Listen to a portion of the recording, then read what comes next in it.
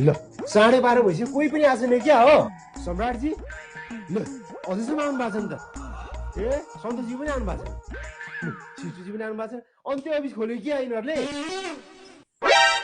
Good morning sir. के को good morning good afternoon भइसक्यो 12:30 भएदेखि भएन किन ढिलो गर्नु भयो सर जाममा परेको थिएँ कि। अनि तपाईँ त यहीँ परबाट हिँड्दै आउनुहुन्छ होइन कसरी जम्मा पर्नु भयो सरी सर लेट भयो। Sir good afternoon. ए आउनु भयो थाहा रहेछ त ढिलो भयो भनेर किन ढिलो गर्नु भयो सर हस्पिटल गएको थिएँ। किन हस्पिटल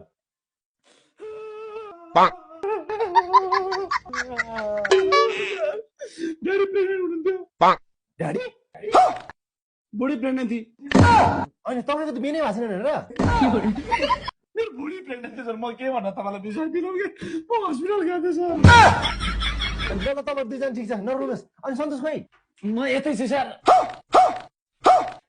ए अनि अफिस आउनु बित्तिकै टोइलेट कहाँ आउने बित्तिकै टोइलेट हुनु सर। म हिजोदेखि नै टोइलेट नै छु। अनि तपाईँहरूलाई भएको चाहिँ के हो भित्र आउनुहोस्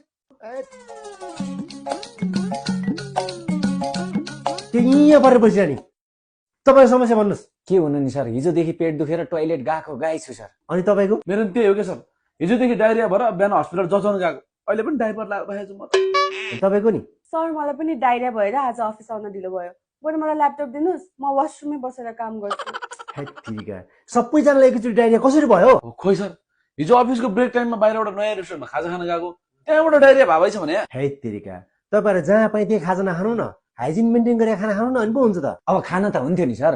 अनि यस्तो हाइजिन मेन्टेन गरेको खाजा कहाँ पाइन्छ टिफिन बट्टामा सर अफिस आउने हतार हुन्छ कहाँ टिफिन बनाउनु भ्याउनु। है तेरिका टिफिन बट्टा भनेको टिफिन बट्टा भनेको एउटा क्राउड किचन हो जहाँ एकदमै अनुभवी सेफहरूद्वारा हाइजिन मेन्टेन गरिएको सफा अनि मिठो खाना तयार गरेर घर अफिसहरूमै डेलिभरी गरिन्छ।